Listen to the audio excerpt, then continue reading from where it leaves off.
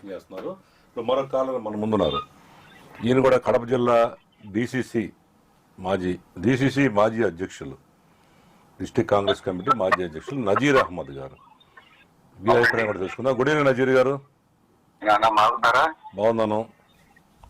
మీరు ఇప్పుడు ఇవాళ సత్యమేవ జయతే కార్యక్రమంలో మీరు కూడా సత్యాన్ని మాట్లాడాలని కోరుకుంటున్నాం. ఈరోజు మీరు మాజీ డిసిసి అధ్యక్షులు అంటే కడప జిల్లాలో మంచి ఇంపార్టెంట్ రోల్ మీది. ఎందుకంటే రాజశేఖర రెడ్డి గారి సొంత జిల్లా.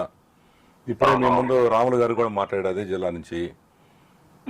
మేము మా ఛానల్ తరపున ఈ రాష్ట్రంలో ఈ కాంగ్రెస్ పార్టీని మోసిన ప్రజలు మీ వాళ్ళకి అనేక సంవత్సరాలు అధికారం ఇచ్చి రీసెంట్గా గత రాజశేఖర రెడ్డి గారు 2 సార్లు మీకు అధికారం ఇచ్చారు. చాలామంది మీ దాంట్లో ఉన్న వాళ్ళు పెద్ద పెద్ద పదవులు అనిపించారు. రాష్ట్రంలో కూడా జోజు తిన్న వాళ్ళు కూడా ఉన్నారు. మరి ఇలాంటి పార్టీ ఈ రోజున ఈ రాష్ట్ర ప్రజలకి మూడో ప్రత్యామ్నాయం లేకుండా అసలు వాళ్ళ సమస్యలు ప్రజలు చెప్పుకోవడానికి ఎవడో లేకుండా పరిస్థితి వచ్చేసింది. ఒకవైపు కూటమి వాళ్ళేమో గట్టిగా మాట్లాడితే కేసులు పెడుతున్నారు. ఎవరైనా మాలాంటి వాళ్ళు మీడియా పరంగా చెబితే నువ్వేంటా ఇట్లా చెబుతున్నా ఏదో ఒక తప్పుడు కేసులు పెట్టి బనాయిస్తున్నారు. చాలా మంది చూస్తున్నాం మనం. ఇంకెవరైనా మాట్లాడితేనో రెచ్చగొడుతున్నారు అంటున్నారు. ఇంకెవరైనా మాట్లాడితే ఆ కులం ఏ కులం అంటున్నారు. వీళ్ళ పరిస్థితి అట్లా ఉంది. ఇకపోతే జగన్ గారి దగ్గరికి వెళ్ళి వాడు బాధ చెప్పుకుందని వెళ్తే ఆయన 11 మంది అసెంబ్లీకి రారు. గెలిచిందే 11, వాళ్ళు అసెంబ్లీకి రారు. ఒకవేళ ఎక్కడ చెప్పుకుందామని వెళ్తే ఆయన కూడా ఆఫీస్ తీసేసి మొత్తం తాడేపల్లి వాళ్ళ ఇంట్లోనే పెట్టుకున్నాడు. అక్కడికి వెళ్ళడానికి చాలా రెస్ట్రిక్షన్స్ ఉంటాయి.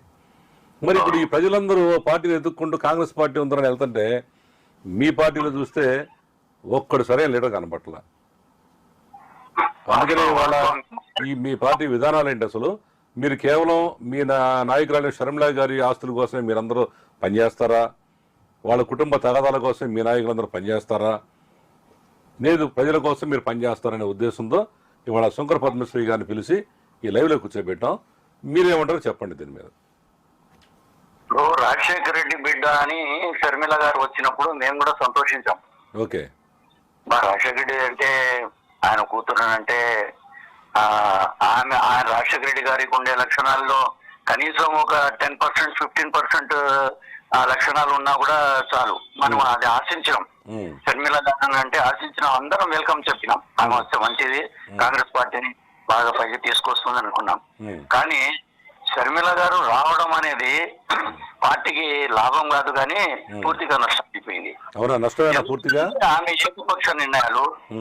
రెండవది సీనియర్లను, ఎంతమంది సీనియర్లు అంటే అంతమంది సీనియర్లను పక్కన పెట్టేయడము. డైరెక్ట్ గా సీనియర్లు మాట్లాడాలంటే కూడా అవకాశం లేదు. పిఏలతో మాట్లాడాలి. పిఏలు మళ్ళీ మాట్లాడించాలి. అది ఎప్పుడో మధ్యాహ్నమో రాత్రో ఎప్పుడో వెయిట్ చేయాలి. మరి ఇటువంటి పరిస్థితి ఉంది. చెప్పుకోవాలంటే ఇంత ముందు ఉండే పిసిసి ప్రెసిడెంట్లకు డైరెక్ట్ గా ఫోన్, కార్యకర్త ఫోన్ చేసినా ఫోన్ ఎత్తి మాట్లాడేవాళ్ళు. గతంలో ఉండే రఘురెడ్డి గారు గాని, రుద్రరాజు గారు గాని, ఎవరైనా గానీ ఇంత ముందు ఉండే బొత్స సత్యనారాయణ గారు ఉన్నప్పుడు కూడా డైరెక్ట్ గా ఆయన కాల్ ఆయన ఎత్తాడు. ఈ రోజు కూడా ఎత్తుతాడు ఆయన కాల్ చేసి. రాజశేఖర రెడ్డి గారు ఎంపీగా ఉన్నప్పుడు కూడా నేను ఫోన్ చేస్తే ఫోన్ లిఫ్ట్ చేసి మాట్లాడేవారు రాజశేఖర రెడ్డి గారు. ఇప్పుడు మీరు సమస్యని కాదండి, ఇప్పుడు సమస్యని మీరు ఫోన్ చేస్తే మీ అధ్యక్షురాలు ఫోన్ లిఫ్ట్ చేయరా? మీకు చేయరు. మేము ఎవరైంది తెలిస్తే కదా, మనం ఎవరైంది తెలిస్తే కదా పిఎలు చెప్పాలి. కడప జిల్లాలో ఒక నిమిషం ఇంపార్టెంట్. కడప జిల్లాలో ఉన్న షేక్ నజీర్ అహ్మద్ గారు కూడా తెలియదు అంటారు ఆమెకి. అడిగి చూడండి. ఎప్పుడు తెలుస్తుందంటే రాజంపేట క్యాండిడేట్ గా డిక్లేర్ ఎంపీ క్యాండిడేట్ గా డిక్లేర్ చేసిన తర్వాత మళ్ళా మనం టికెట్ వేరే వాళ్ళకి ఇచ్చినాం కదా అని చెప్తే గుర్తుకొస్తా నేను.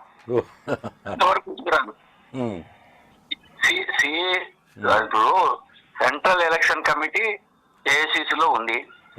కడపకు షర్మిల, రాజంపేటకు నజీర్ అహ్మద్ అని చెప్పి పేర్లు అనౌన్స్ చేశారు. కమిటీలో సెలెక్ట్ చేశారు. నన్ను కన్వర్సింగ్ చేసుకోమని చెప్పారు. నేను చేసుకున్నా.